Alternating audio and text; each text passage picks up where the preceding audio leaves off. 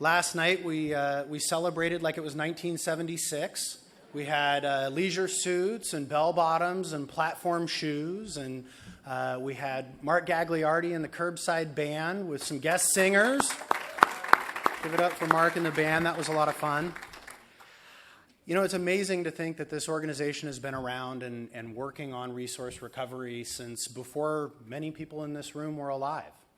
And we have a lot of people in this room that we can thank for that were there in the beginning. And the slideshow, as you came in, Richard Gertman was good enough to work with some of the folks that have been around the industry for a while and get some really cool pictures, and you'll see those cycling through. But I did want to take a minute to just recognize and applaud those people that sort of charted the path in the industry for us.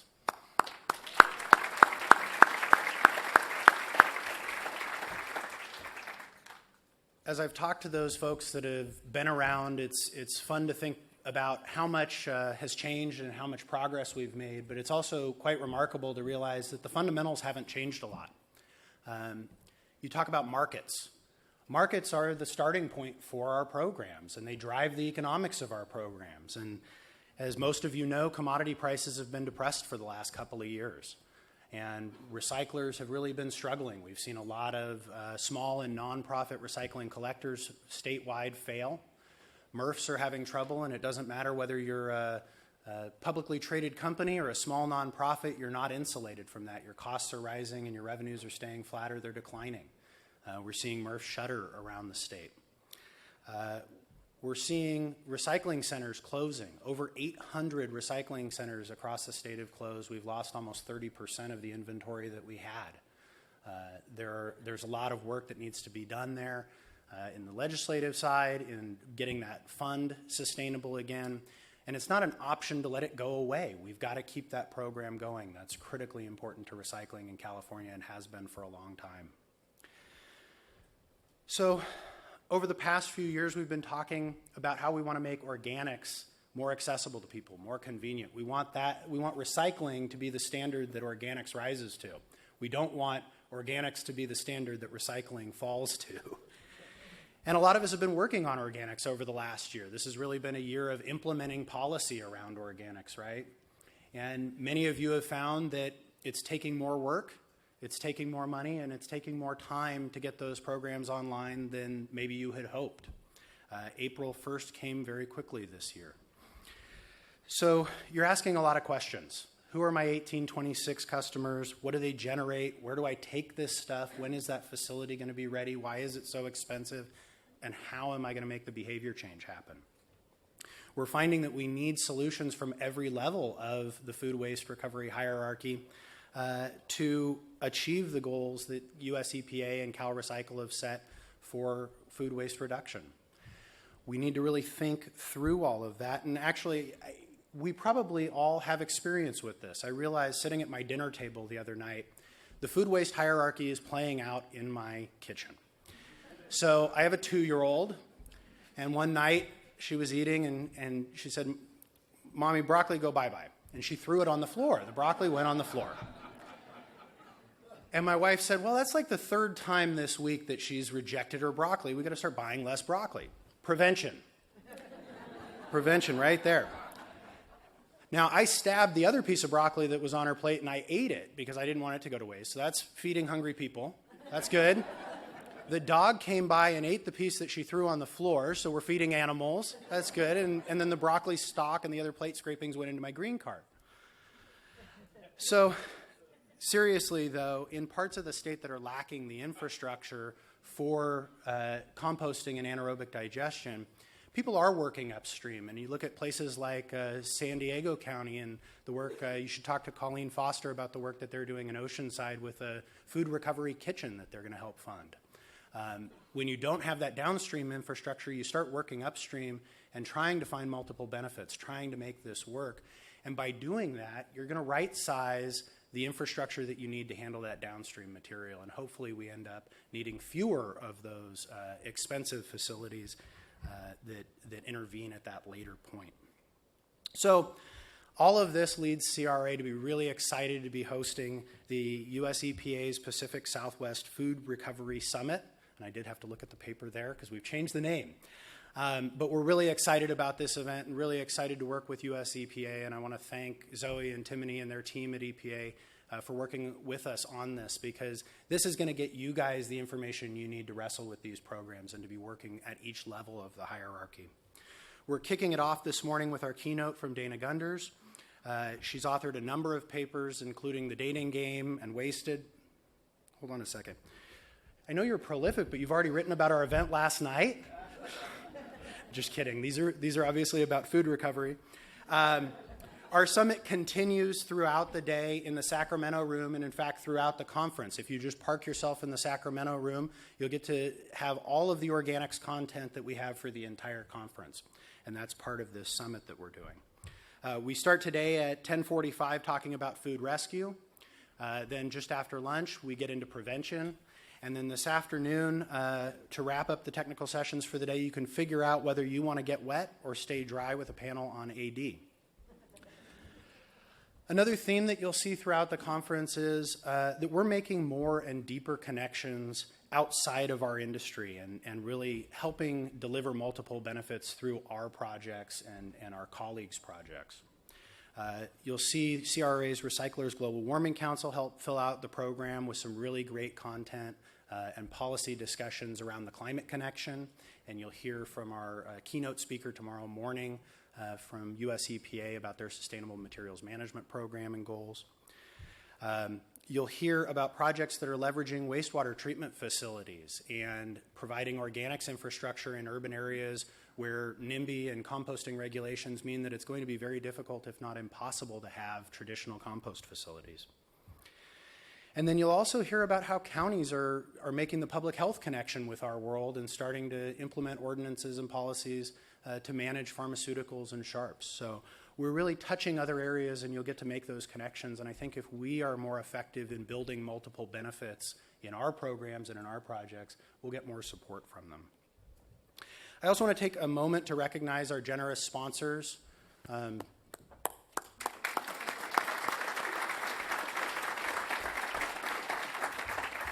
Our sponsors' support not only makes this event possible, but it helps CRRA be effective throughout the year.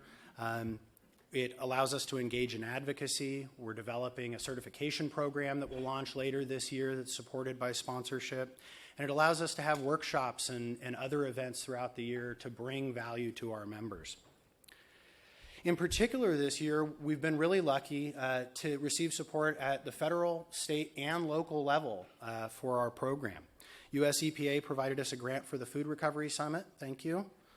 Cal Recycle is our President's Circle sponsor this year, and you'll see them here in force, quite a number of them, engaging with us through this conference, learning about the programs, and finding opportunities to share those programs back with the communities that they work with that weren't able to be here. And last but certainly not least, I want to thank our local host sponsor, the Sacramento Regional Solid Waste Authority. They were really instrumental in bringing us back to Sacramento. They committed early, and they really have been instrumental, as I say, in keeping us here. And this has been a tough, you guys will learn soon, this has been a tough time for conferences. As we were talking about setting a site for this conference, we thought, well, there may be a nice big park somewhere we can get folks together in. We won't be going back to the Langham in Pasadena anytime soon. But Sacramento really was key to making it possible for us to be here, and they've really engaged in the program. In particular, they connected us with some really cool tours. And we've got 2 different tours, each running 2 days, where you get to see 5 different facilities here in the Sacramento region doing some really interesting stuff. So Tour 1, or Tour A in the program, will take you to Clean World, Atlas Refuel, and the California Electronic Asset Recovery Facility. Really neat facilities, sort of unique operations here in the Sacramento area. And then Tour B will take you to the Sacramento HHW facility, and then it'll take you on to Vision's Paint, where they recycle paint that's received at HHW facilities into paint that gets resold. So kind of a cool project. We wanted to get as many of you to these tours as possible, so we did 2 things. The tours run both days, so you can do Tour A one day and Tour B the other day. And we made the tours included as part of your registration, so no additional charge. to add some value to your registration, and also we wanted to make sure that everybody had the opportunity to get there. So I think there's still a few slots available in the tours. I have a thumbs up back there, so if you're looking for that registration desk, and we will have some wait lists available. Incidentally, much of the recycling and recovery infrastructure in the city of Sacramento, and some of those on our tour, are in the city council district that our next speaker serves. Eric Guerra is a member of the Sacramento City Council. He represents District 6. He also serves on the Sacramento Regional Solid Waste Authority Board of Directors, where he's publicly encouraged staff to move promptly forward with implementation of AB 1826 programs. And he's spent much of his political career advocating for environmental policy, including supporting recycling, shutting down illegal miners, promoting pedestrian and bicycle access, organizing community cleanup events, and opposing blight. So help me give a warm CRRA welcome to Mr. Eric Guerra.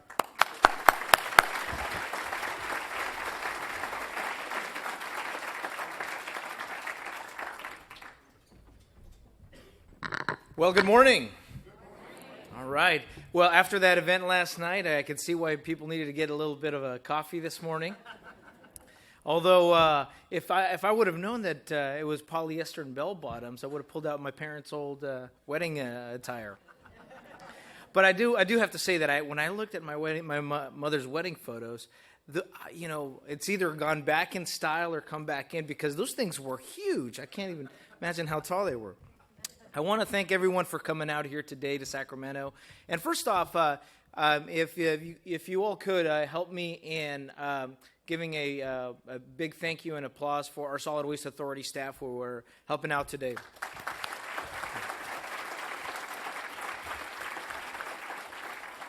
They really go and do a lot with very little, and as you heard earlier, the challenges for local government is becoming even more difficult in this area when the demand is even higher.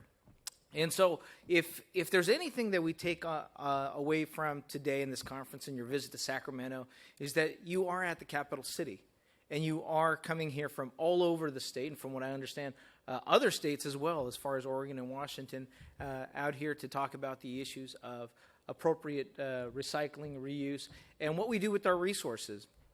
I'm really proud of the fact that we're here being able to advocate on these issues and be aggressive leaders.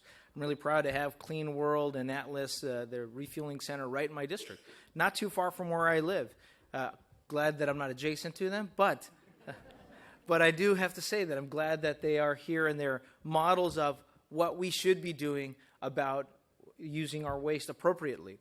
And to me, it hits a little even deeper and a little closer to home. And it's not just the issue of eliminating blight and making sure that we have the economics of the use of both our landfills and recycling facilities, so that folks encourage to use those facilities and not dump illegally. And I'll say that just because on my way in here today, I was driving down Stockton Boulevard, and I could see a lot of trash that was dumped out. And a lot of this happens because of economics on how we take care of our waste. And blight is detrimental if we're ever going to change the value of working classes' homes. And I'll tell you that because folks in the lower end who save up a little bit of money to buy a piece of property, to buy a home, and to get it in a shape where they're proudful of, only for it to be devalued because of something like blight or illegal dumping, that to me is not only disrespectful for the hardworking families who have put their energy in buying a little bit of the American pie, but also in our ability to grow and improve our neighborhoods. So it hits close to home in that sense today as a councilman. But if I take a step back, I think about like what my life history led to here to Sacramento, and it starts off in this little indigenous village south in Mexico. And at that time, when I was a kid, it was cobblestone streets, adobe houses. I was born in the same house that the first half of my 76 first cousins were born. It's a big family, yeah. My dad was only side of the family. I only had 35 cousins. It was a smaller side of the family. But at that time, you would pick up the phone and you would hit the buzzer, and on the other line, you'd say, can you connect me to house 13? And of course, my cousin Maribel was working on the other side, and she would say, "Yes, I'll patch you into house 13." I'd say, "Great, thank you." And of course, my cousin Maribel knew all the gossip in town. It was the old patch line there. Also, in that time, I remember waking up in the mornings, and everyone in the morning, either it was the husband or wife, generally the wife of the household, would come out to the streets with a bucket of water, and they'd clean their streets. They'd separate out their trash. When dinner would happen or breakfast would happen, they would get the appropriate amount of food for what the family they were going to feed. And it was a big family. I mean, we would have everyone coming over, and it was very communal. So waste was an issue that was always under consideration. And this was before the introduction of heavy plastics. And if you think about what that did to a culture and a concept, and what mechanization, the benefits of it did to a community like that, and what could happen here, and we're not prone to that if we don't continue on very aggressive policies to encourage recycling, elimination of blight, and the reuse of our food waste and the proper use of our landfills. Because if you go back to my little town, unfortunately, beautiful up in the Sierras, it's where the monarchs of the United States go back to roost in the winter. If you go back there, you'll see plastics littered in the streets. You'll see gullies and creeks that used to be places where kids would fish, no longer able to eat out of there, and very unsustaining of life. They've become the de facto landfills. You see Coca-Cola bottles everywhere. And worst of all, you see plastic bags everywhere.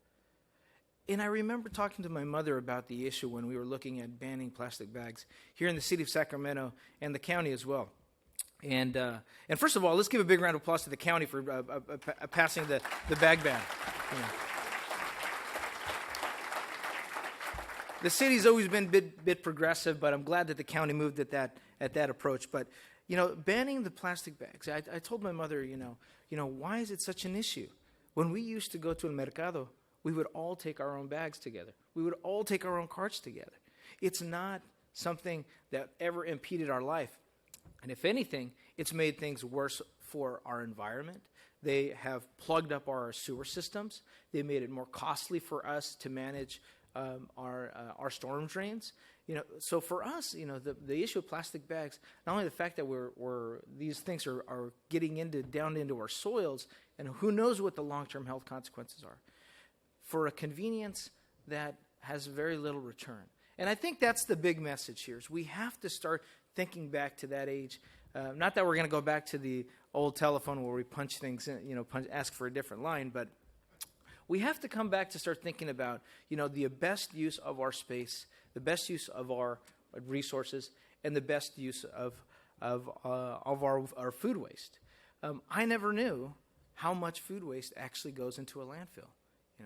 I got a college degree in engineering, got a public policy degree in a master's at Sac State, proud to be a Hornet. But even with all that education, worked in the legislature for 13 years, never knew how much space was actually being used in our landfills. And that's part of the challenge, that we haven't done a strong enough message with our public about that piece. And I think that if we're going to make a change about public policy, about landfills, and what our waste diversions are, and we're trying to be aggressive here in Sacramento to make sure that we maintain Clean World Open by giving them enough food stock. So yes, we are going to be aggressive on food waste diversion here in Sacramento. But if we don't get the message to our public, and we don't figure out ways to convey that, I think the issue of the plastic bag is a unique one, because they became seagulls on the freeways. And that reminded people every time they were driving around the road how these plastic bags were everywhere. It was in front of them. The old idea of out of sight, out of mind is an unfortunate piece of politics. But if we don't figure out a new way, and I don't know the answers to that, but if we don't figure out a new way to discuss the issue of food waste diversion, I think that's going to be another big challenge, where we're not going to be able to have the space and the resources to to manage those challenges. Now, if I think back again, what an exciting time to be looking at science and technology, to be looking at a facility like Clean World that uses food waste for transportation, to be able to have an anaerobic digester, to be able to convert that into natural gas to manage our fleets that go out there and remove our trash, that remove all our products. I guess it's not that much different than my grandfather's mule, where he gave him the old corn that they gave him to move around all the waste itself. But it's that kind of innovation and technology that we need to push forward. I'm proud that we have a strong record here with our Solid Waste Authority. I think now we're about, in our region, over 70% of our diversion. We've accomplished that goal, and most of it, I think, it's about 30% of it is being commercial. So we've got some strong numbers of diversion here, but it's nowhere near the change we need to do. So here, while you're in Sacramento, I encourage you guys to reach out to your policymakers. I encourage you to be vocal about it. I encourage you to think about, that just because we've done so much here, our policies can revert to something that, unfortunately, we see in other countries, including my own hometown. But with that, it's great to be here. Thank you very much, and welcome to Sacramento.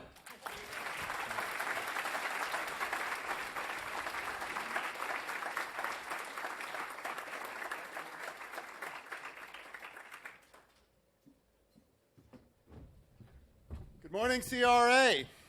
Good morning.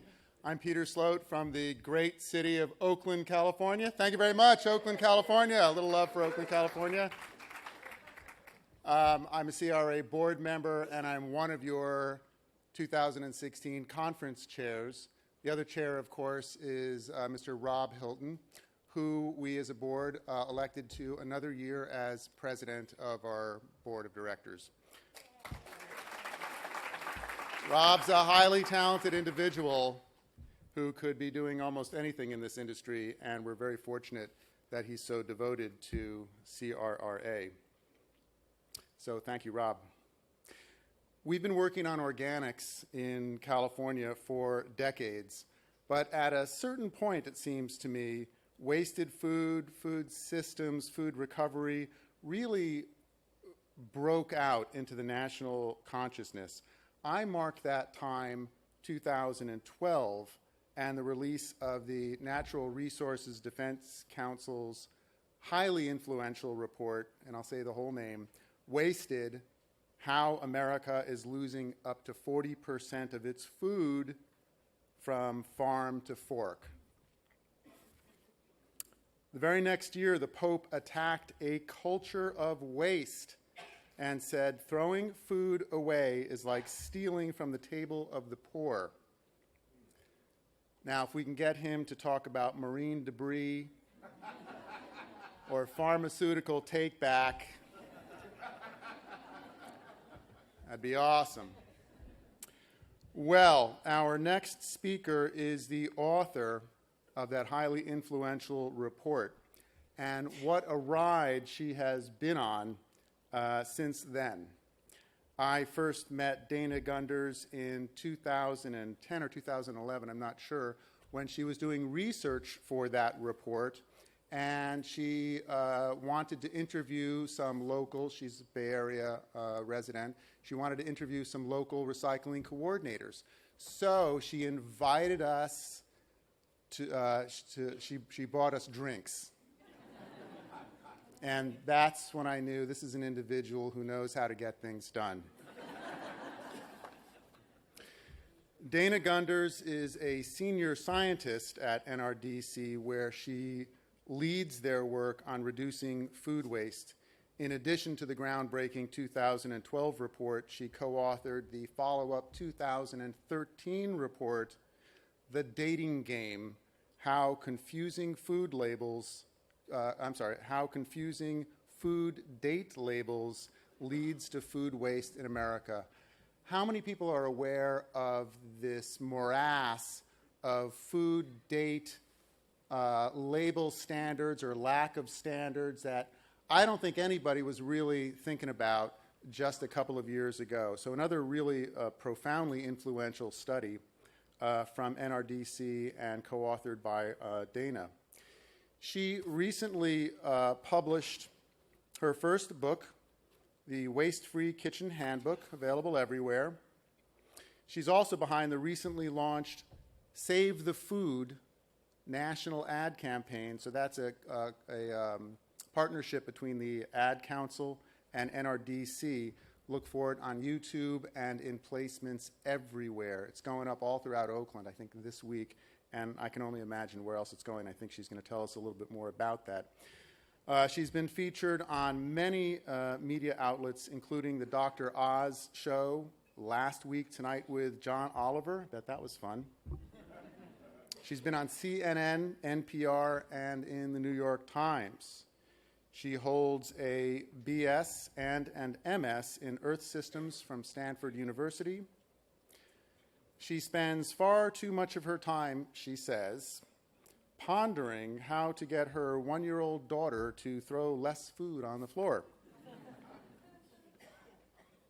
She's an individual with a compelling personal story and a scientist who is having a profound influence on American culture. Please give a warm CRRA welcome to NRDC senior scientist and our US EPA Pacific Southwest Food Recovery Summit keynote speaker, Dana Gunders.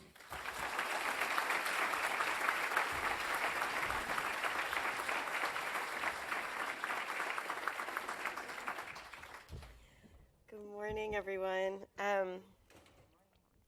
Thank you, Peter. Thank you all so much for inviting me to come kick this conference off.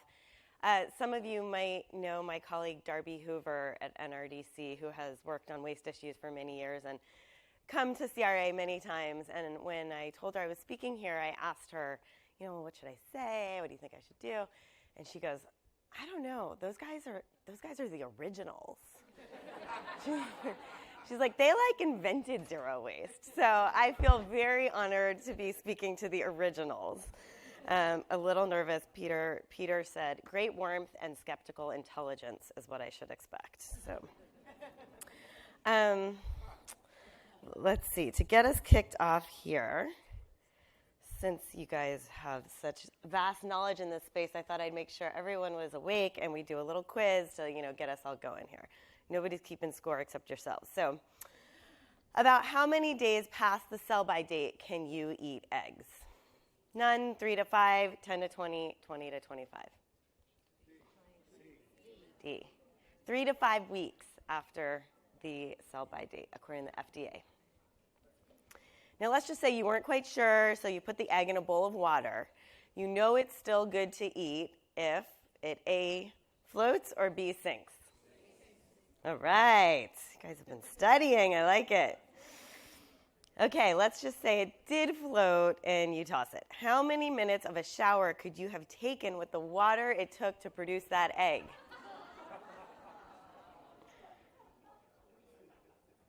11, about an average shower. But let's just say instead of an egg, it was a hamburger you threw out at the end of that barbecue. How many minutes of showering then? That's right. I need to make this quiz harder, clearly. And let's just say instead of one hamburger, it was actually all of the turkey that gets thrown out over the Thanksgiving holiday week.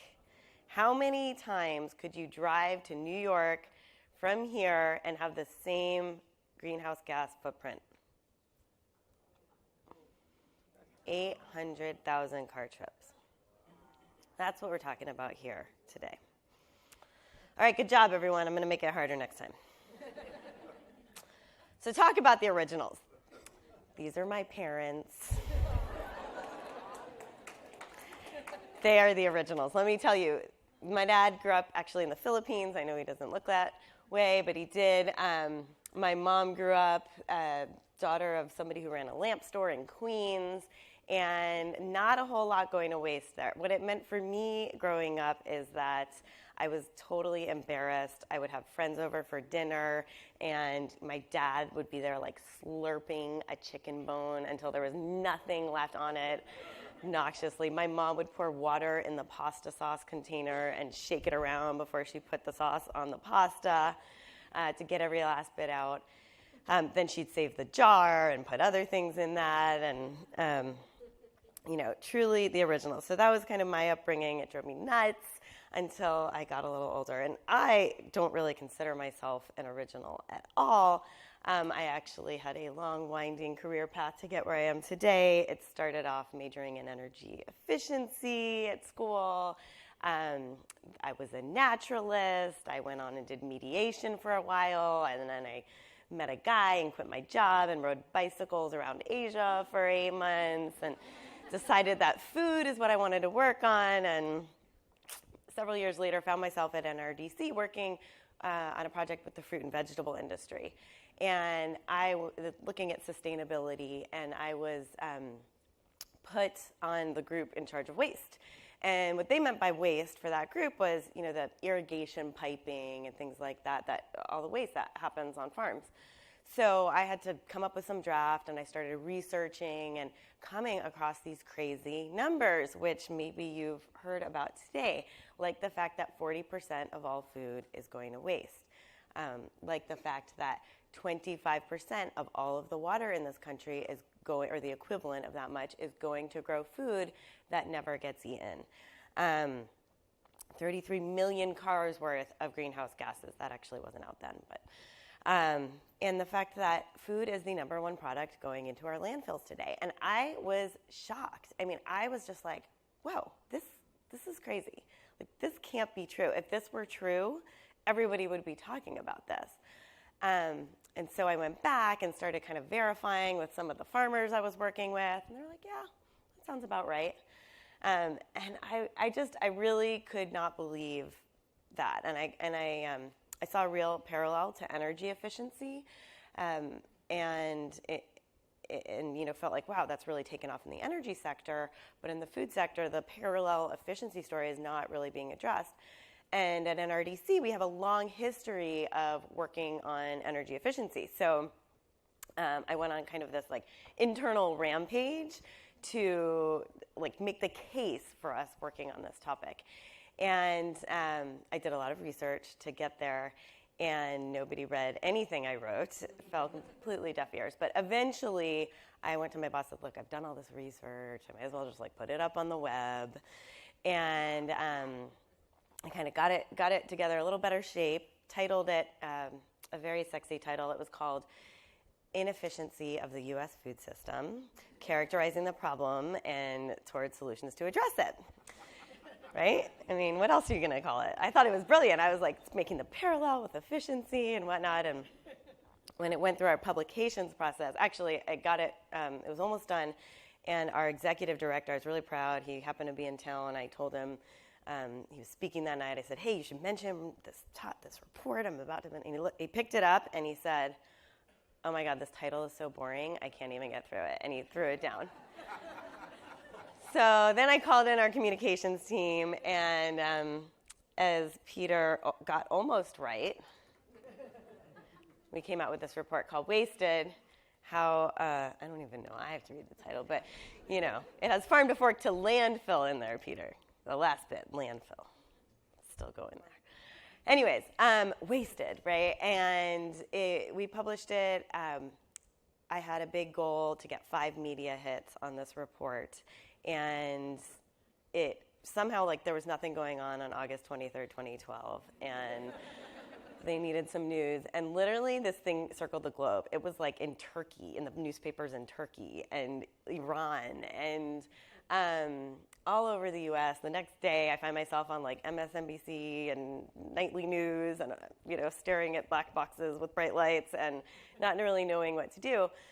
And it has been amazing. I have been drinking out of a fire hose ever since then. And it is unbelievable. I still talk to probably 2 reporters every week, and the thing's been out for 4 years. And yeah, tremendous.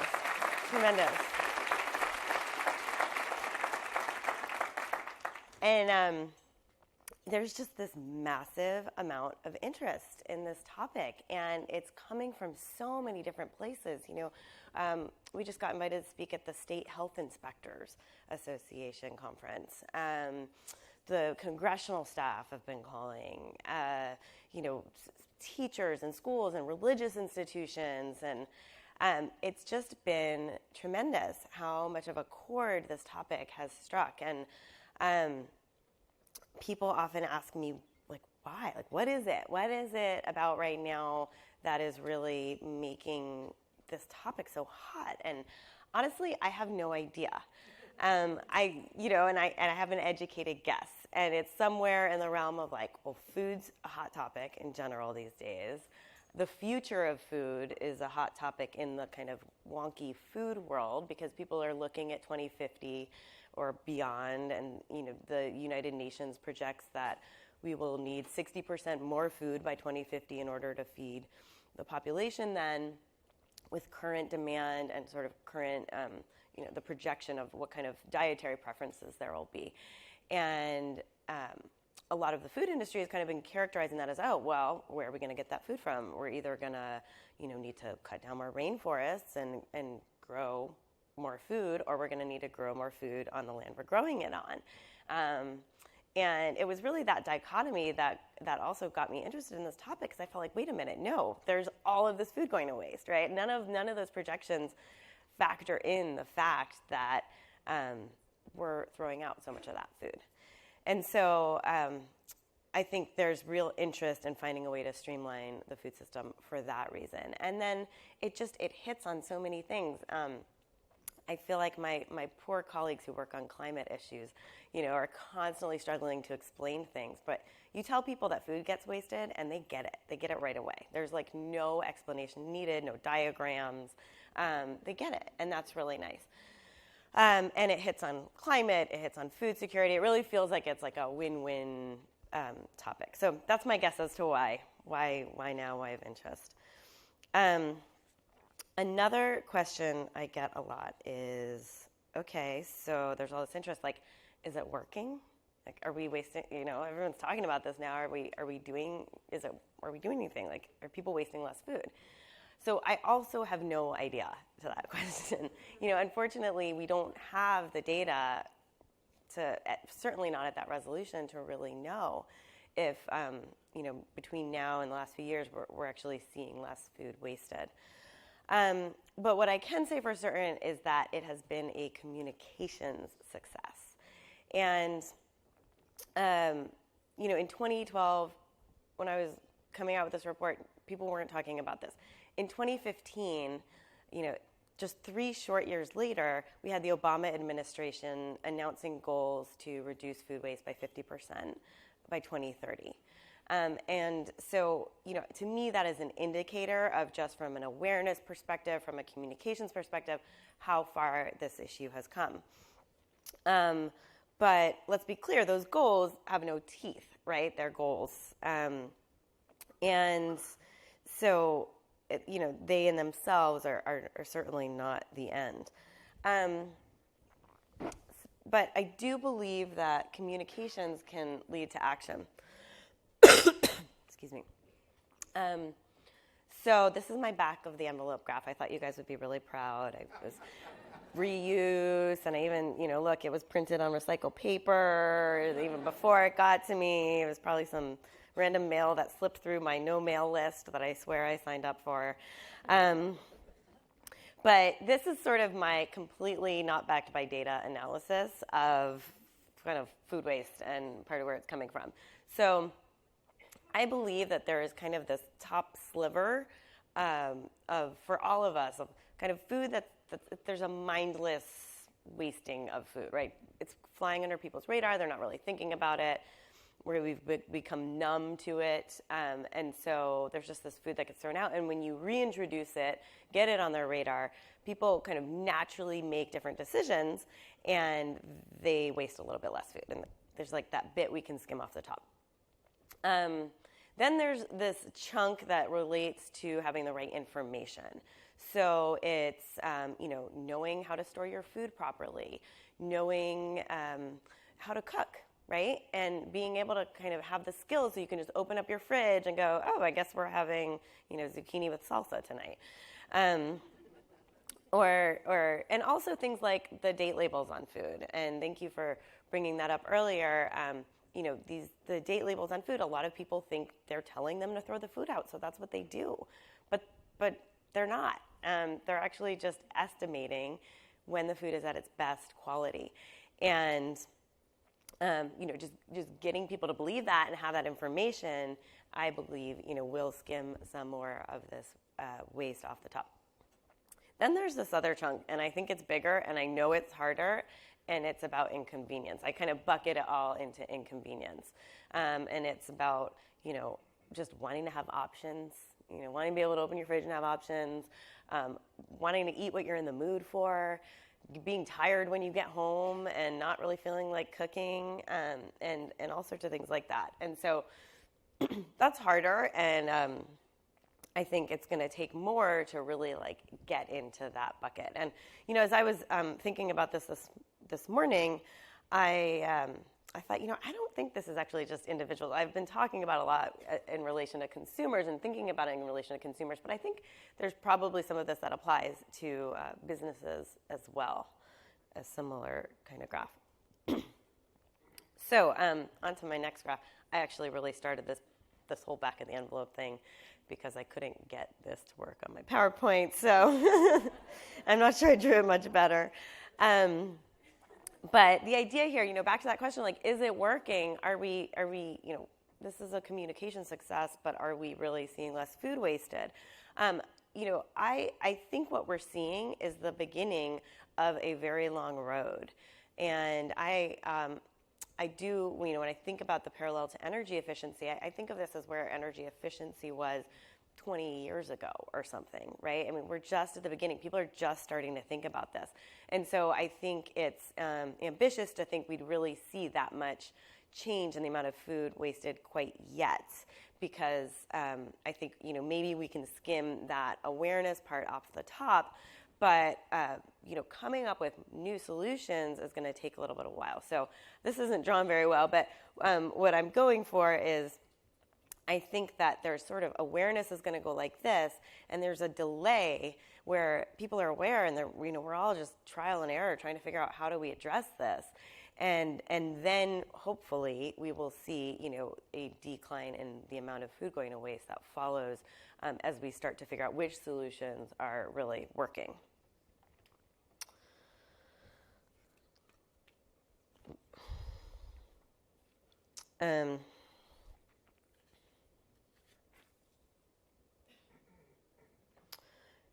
So I'm not actually sure if we're wasting less food. I certainly don't have the data to prove it. But that kind of brings me to, what we're doing here today and what we're thinking about. And, we waste about 50% more food today than we did in the 1970s. So the trend has not been going in the right direction. And if we keep doing what we're doing, there's no reason it would really change. So I think what we really need to think about is redefining some of the ways that we are approaching wasting food. And I say redefine. Darby, my colleague, from the moment I started working on this, it's driven her crazy that I use the term food waste, because she tells me that already has a definition in the waste world, and you can't use it to mean anything other than organics and food scraps. But it actually kind of got a life of its own in the media with that term, and for people, they actually really get it, food waste, to mean wasting food. But I think she was kind of ahead of our time. People who are working on this a lot now are starting to say, you can't call it food waste because we don't want to feed people food waste, and that has a negative connotation. And we should really call it food wasting or food wastage or wasted food. But anyways, that's not what I'm talking about here. I'm not talking about that when we talk about redefining. We can talk about that some other time. But, I think we just really need to look at, how are we operating? What needs to change in the greater context in order for us really to make some inroads on this problem? So The first thing I think we need to redefine is the paradigm. When you peel back the layers on why food gets wasted, it often comes down to the fact that it's socially acceptable to waste food.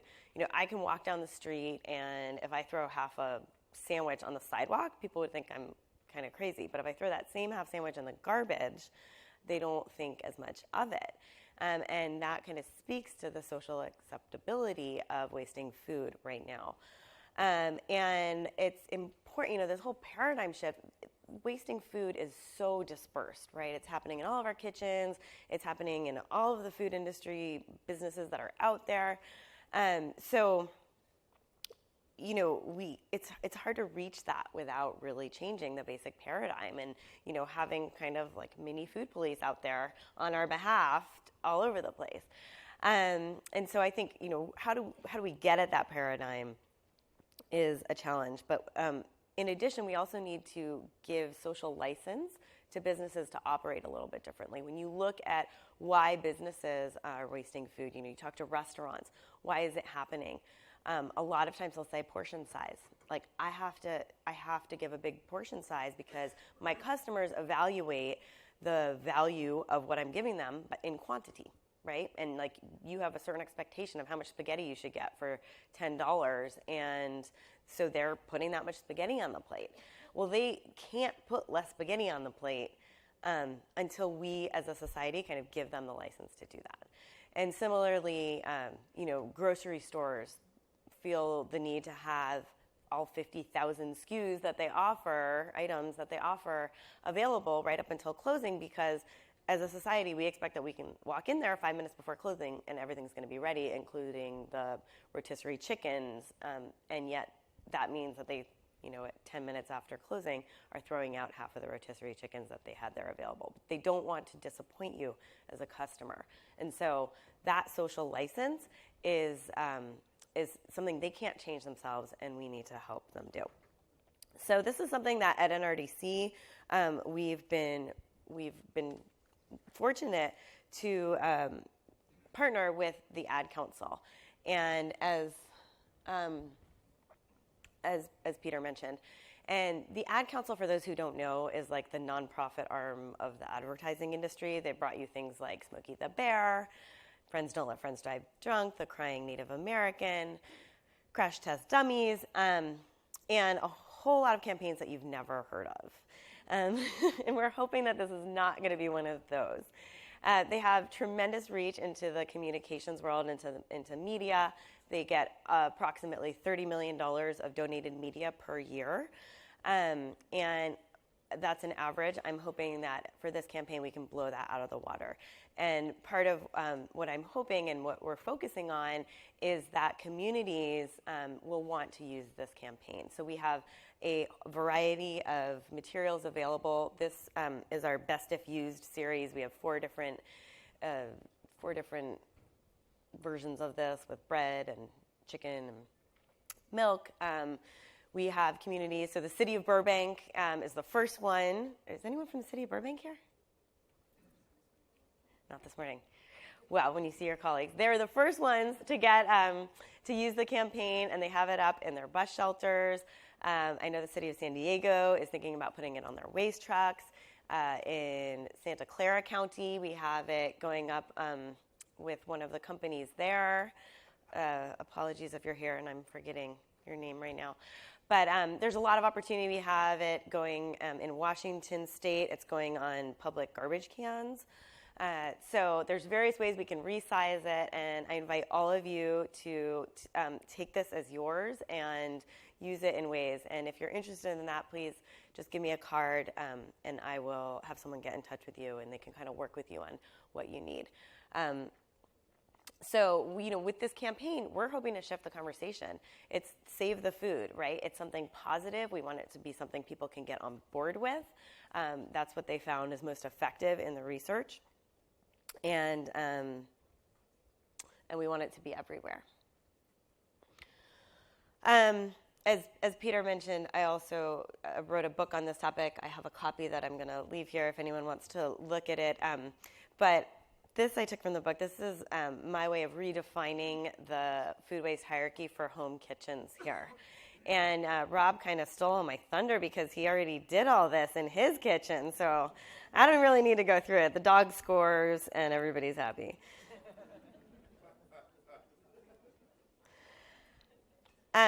Another thing we need to redefine is the landscape. And, I mean this, so my parents, right, the originals, they shop at Costco. And they are, as much as they care about waste once they have stuff in their home, they're not thinking upstream. And I think the general world that they're operating in is not encouraging them to do anything differently. And so I think we need to step back and think about how do we frame that. Politically speaking, at the federal level, we saw 4 bills introduced this year, 2 on date labeling, and 2 on that are kind of broader, funding various infrastructure and volunteers in schools and things like that. But we need the support, and we need support for those bills from all involved. Organics bans, we are starting to see those pop up. We have all the amazing work that's happening here in California.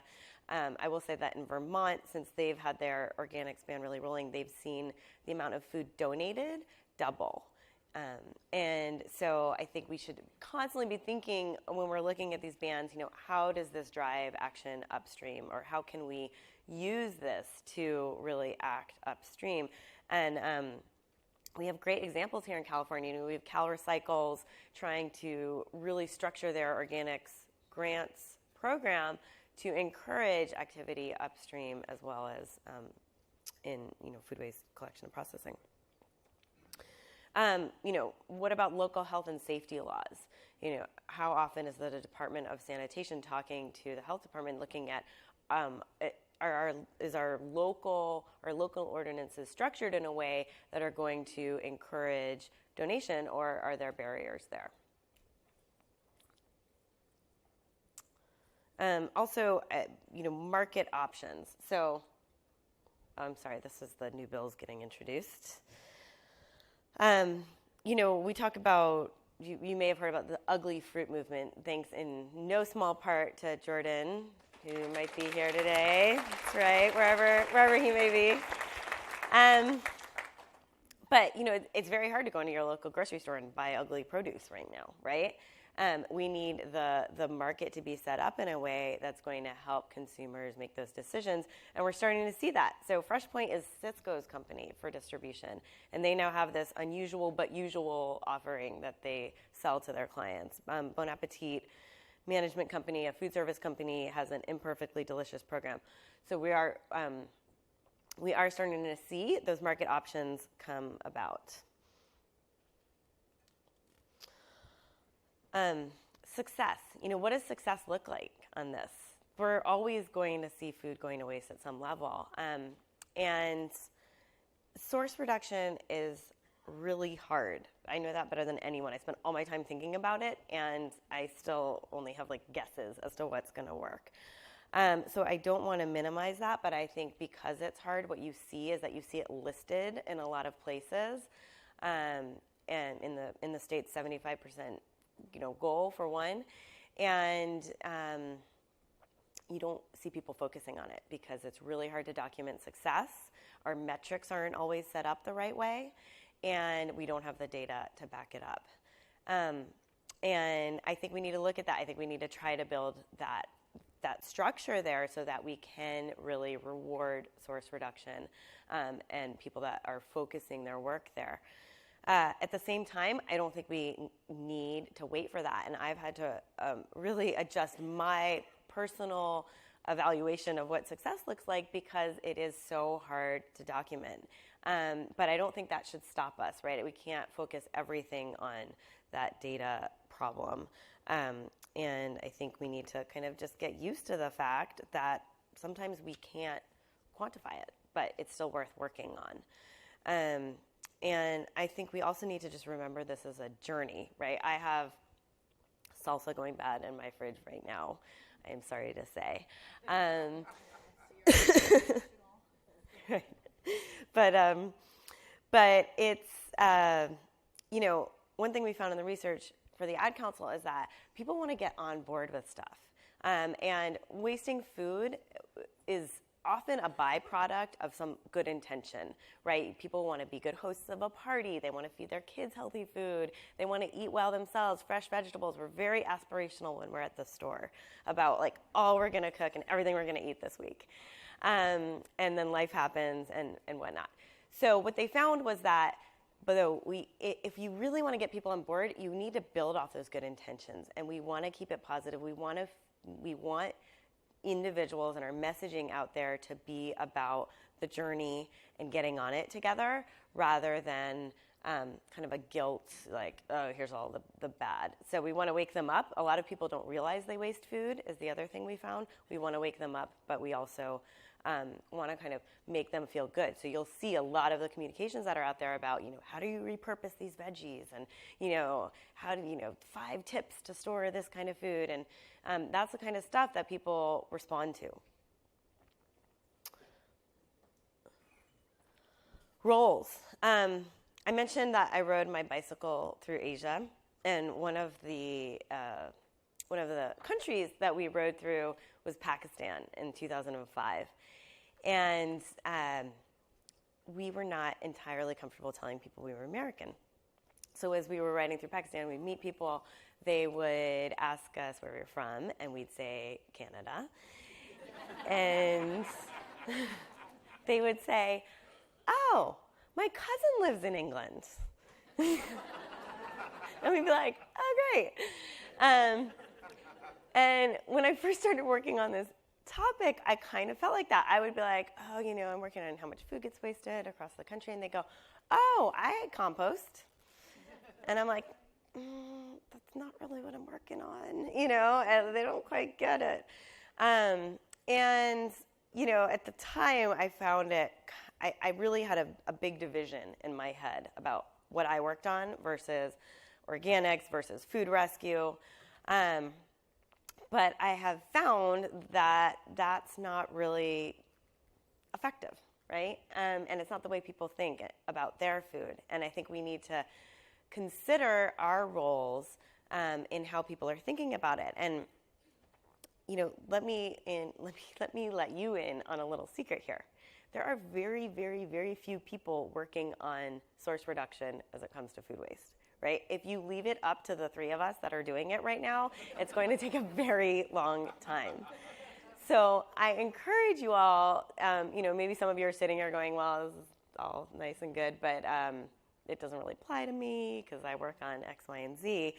I encourage you rather to ask yourselves, how does this apply to me? And, how can I incorporate something on this?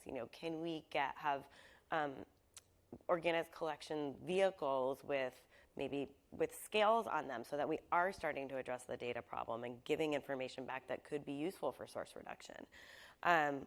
Recycling. Guess what happens to products that are expired that people think are bad, that are full of food in a container, that's your depackaging problem right there, right? And there is a connection. So, if you are working in a department of sanitation, are you talking to your public health department about food insecurity and how, what type of infrastructure needs there might be for the food bank? Do they have enough cooling space so that they can actually accept more donations from the retailers in your community? Are you talking to the food policy coordinator about communicating with restaurants? Because that's all part of the same picture. And I'm thrilled that you guys are hosting the whole Rescue Forum Summit today to talk about that. And some of the best success stories are coming out of unlikely alliances. So, there's Eric Handler, a health inspector in Orange County, who was a pediatrician who has been really leading this whole effort to work with 7-Eleven and Yellow Cab so that they can pick up food from restaurants late at night, and when they don't have a cool place to bring it to, they bring it to 7-Eleven because they have cooler space where they can store it, and then the next morning have volunteers come pick it up and bring it to the food rescue agencies. The San Diego Food Bank is installing a compost facility on site because, frankly, they're a food waste management operation, right? And they have a lot of waste that food that they're not able to donate or to get out to their recipients. And they're planning to sell some of that compost. Ford Motor Company, I just saw this, has a farm to car initiative. And they are working with Heinz to turn a byproduct of ketchup into bioplastic car parts. So anyways, I think, getting out of our silos, getting out of our boxes, thinking about how your role, whatever that may be, can expand to address other issues is really what these conferences are all about. And it doesn't just apply to food waste, right? I encourage you to pick some session this conference that doesn't apply to you and just go and see what happens and see what ideas come up, because that's how we really innovate. And speaking of innovation, I think, I get asked about innovation a lot, and it kind of bothers me because they're really asking about apps. And I don't know. I just don't use apps very much. So I really think that we need to think about what is innovation. It doesn't have to be complicated to be innovation. It can actually be really simple. And where we are on that curve right now is in a period of trial and error. And that's what really leads to innovation. So, what kind of trial and error can you do? What kind of trial and error can you encourage via whatever channels you have? This is my last quiz question. Let's just say you were concerned about the whole food waste thing. What could you do? Something. And this is my now 16-month-old daughter. And that plastic mat at the bottom of that was if you talked to me like 4 months ago, I would have been standing up here telling you this is my innovation, this plastic mat, because I thought it was brilliant. I feed her, I clean the mat before I feed her, so everything she throws on the floor, I just pick back up and give it back to her. It's clean, it's fine, right? Totally backfired. She now thinks, A, she can eat everything off the floor, no matter where we are. B, if it goes down, it comes back up, and that's fun, right? And C, her arm has gotten a lot better, and this little mat, actually, I need like 10 of them around the room to really catch anything. So anyways, this falls in kind of in the error side of the trial and error, but we're still trying new things there. So anyways, I would like to close by actually showing you the TV ad that we produced for the Ad Council campaign. And just, as we're all thinking about this, like wasting less food is not rocket science. It's actually just about managing our food better in our homes, in our businesses. So let's not overcomplicate it, but let's keep reminding people and see how each of us can do that. I think whether it's in our kitchens or in our jobs, there's something all of us can do. And if the originals can't figure it out, I don't know who can. So with that, I will ask you guys to play the video.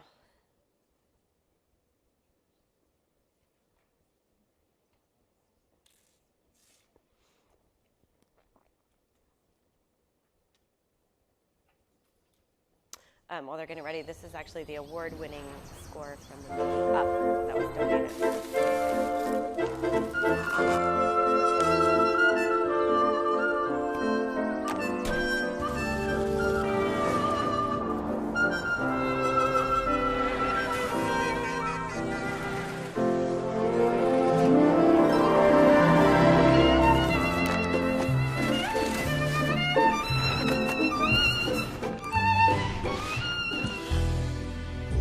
Sweet baby,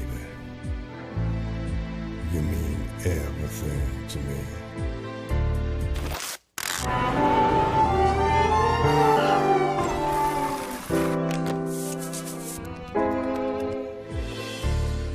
I love you.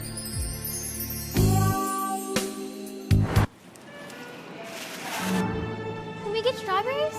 No, honey. Please? Okay.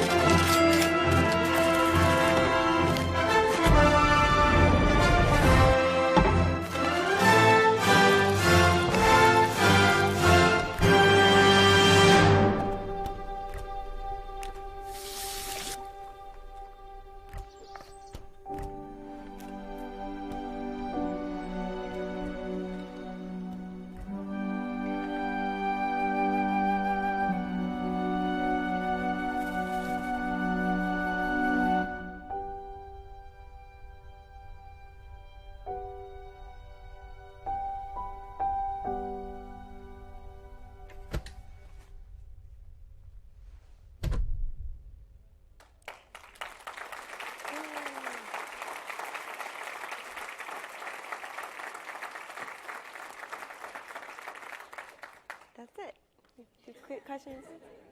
Dana. Thanks, everyone.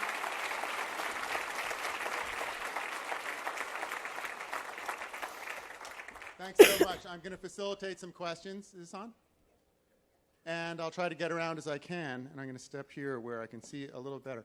Questions for Dana? Yes. Thank you.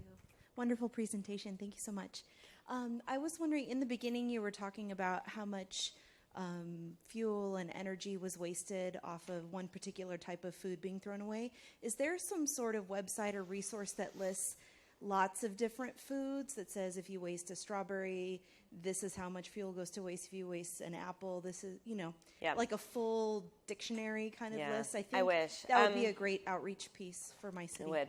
We have, for water. Recycler talking about individual commodities, just of course. Yeah.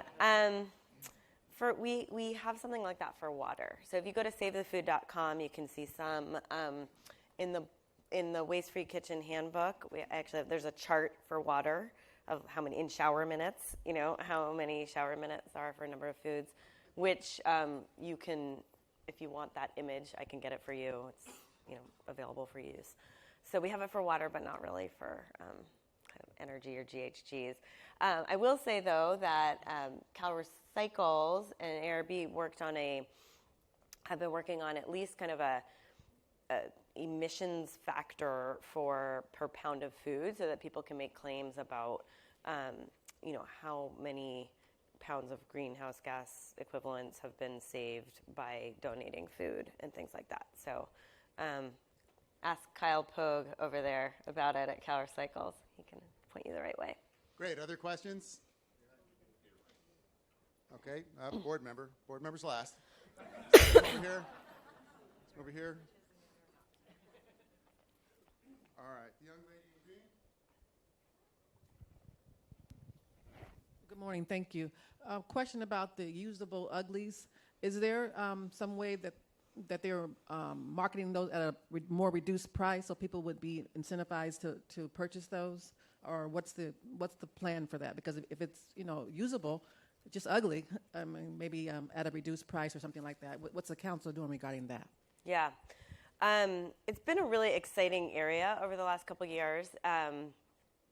And what I would say is that, so it's, there's been kind of this, where it used to be, right, is that there are these specifications that grocery stores and food service use to buy food, and there's grades. So they'll say, I want this many fancy apples or grade 2 this and whatnot. And what makes it qualify for that changes depending on the product.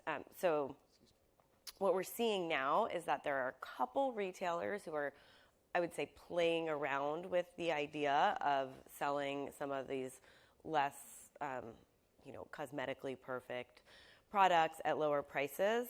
No one's really gone full sale. Some of them may be reducing their specifications without us knowing it, but I haven't actually heard of that happening yet.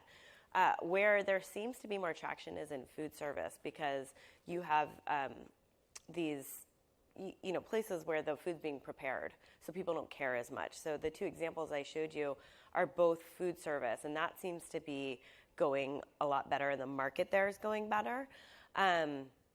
But right now, whether it's going to work in retail is to be seen. And part of the thing is that, if they can sell peaches, there's a concern about cannibalization of their own sales. So if they can sell peaches for, $2 a pound, do they really want to offer other peaches for, $1 a pound? And I think that's really what they're testing right now.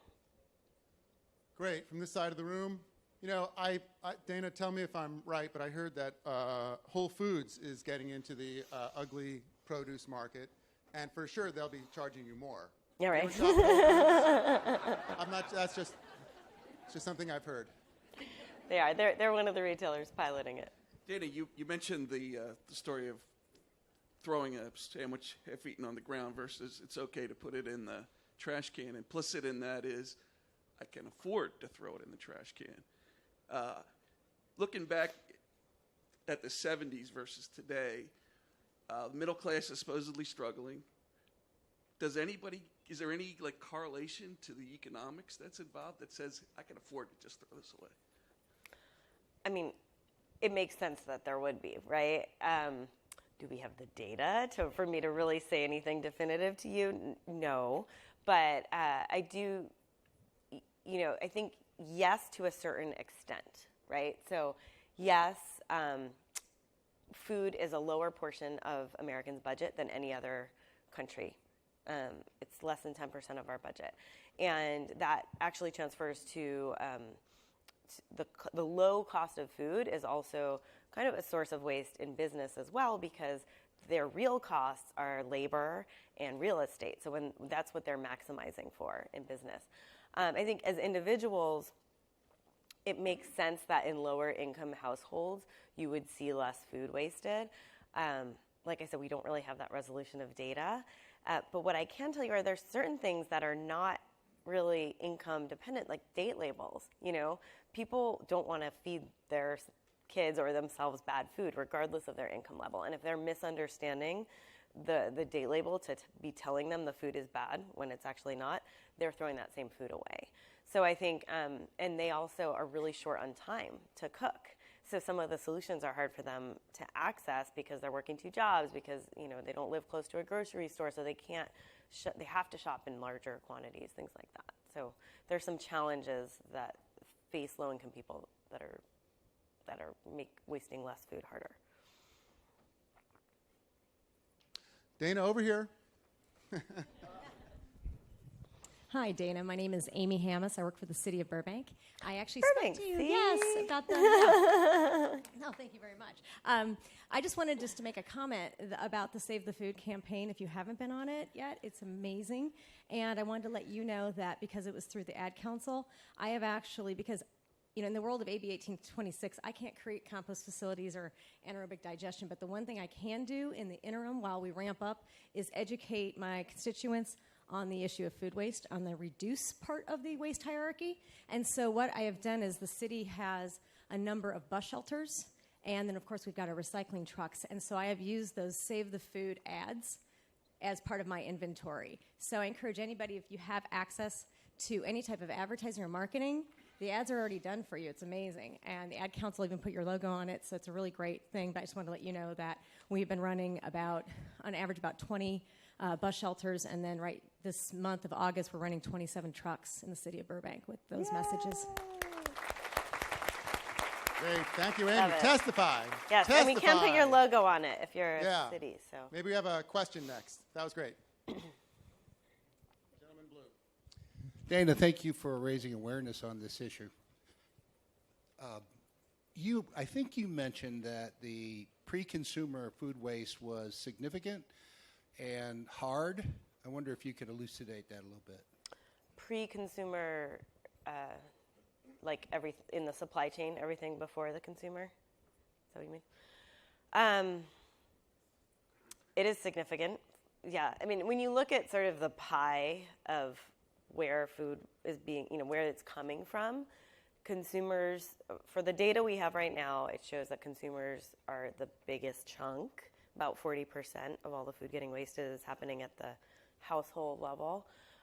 Another 40% is in what they call consumer-facing businesses, so basically grocery stores and all types of restaurants and food service operations. And then the rest would be in distribution and then at the farm level. There's different reasons for it at different places. I think I wouldn't say it's harder, actually. Sorry if I communicated that. I think there's different solutions. It's on farms you have things like what we were just talking about, the cosmetically imperfect produce, but you also just have pricing, that variable pricing where, a farmer will plant a field of broccoli thinking they're going to be able to sell it at, $10 a case, and then the price drops to $6, and it costs them more to get it out of the field, so they don't even do that. So there's, that's a very farm-specific challenge, I think. And then when you look at food service, you have portion sizes, which, again, it's sort of hard for them to back their way out of big portions themselves without some outside influence helping there. Retailers, have a number of challenges, but so yeah, I don't know if that exactly answered your question, but certainly I think there's enough food being wasted at each of those that we don't need to only focus on kind of the consumer. There's plenty to go around right now and different solutions for each of it. Dana, over here. Hi, Dana. The board member got her shot. Yeah, I say save the best for last. First of all, thank you. I got choked up on the strawberries. Okay, so got to get my tears away. You're doing amazing work. I've got your book. We're really excited to use your ads within our own community. But one of the things that I'm seeing is there's a disconnect in regards to other types of environmental initiatives or programs. So let's take drought or water, for instance. So I go to my water conservation people, and I'm like, we've got to educate our residents about, wasting that, a strawberry is going to, if you don't waste it or you prevent that waste, you're going to save 5 gallons of water. But then their response is, that doesn't impact my individual city water usage numbers, what we report back to the state. So there's a disconnect. You look at climate action, you look at climate action plans and their inventories. They don't really take into consideration the potential for greenhouse gas emissions reductions from preventing food waste or other types of programs. So are you starting to connect that nexus? So not only do you save 5 gallons of water, that 5 gallons of water is associated to the California agriculture, which we're all sharing that water here in California. So Right. No, it's a great question. You can't really do that with water. We have such a global food economy, right? Which is why I kind of like to talk in equivalence, and water is such a local problem. So I think the water statistics specifically are more of a communication mechanism. It's a way to reach, it's a way to get people, individuals, trying to think about, there's a lot that goes into growing my food, and I shouldn't just throw it out.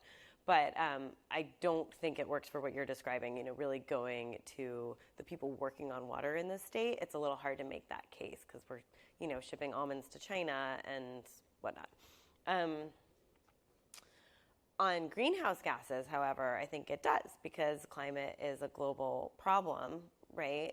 I think you can, and I think that's where having some of these little tools like what ARB and CalRecycles are putting out around, here's a number you can use towards your climate action plan, right? Here's how to quantify, because the challenge is that we haven't been able to quantify it very well. But if you have at least that emissions factor, so you can say, okay, per pound of food that we rescue this year that is increased, we can actually claim that. And we can apply for an organics grant program that's funded through the Greenhouse Gas Reduction Fund, and claim that, and demonstrate those climate impacts. So I think on the climate side, you are starting to see some of that bridge drawn.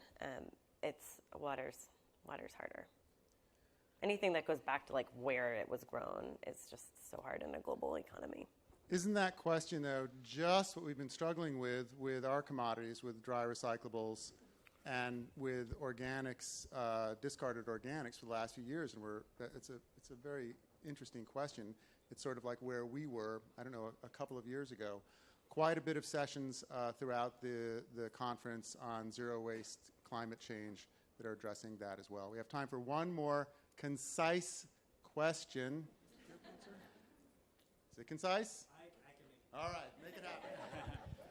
Well, Dana, I must say your peripheral vision is fantastic. Seeing me over here, I'm Kyle Pogue with CalRecycle. And it wasn't so much a question. I just wanted to say, please come talk to me if you want to talk about the emission reduction benefit of food waste prevention and rescue.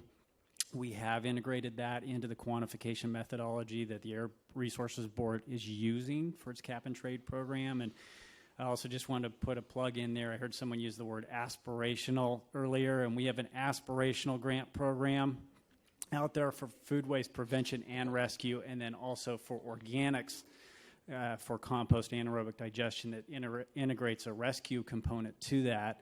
See, it's aspirational because those funds haven't been yet approved and released, but we're certainly looking forward to that. And so I don't necessarily have a question, but look me up if you want to talk about any of those programs. Great, thank you, Kyle. So we've had questions, testimonials, and an advertisement. Dana Gunders, ladies and gentlemen.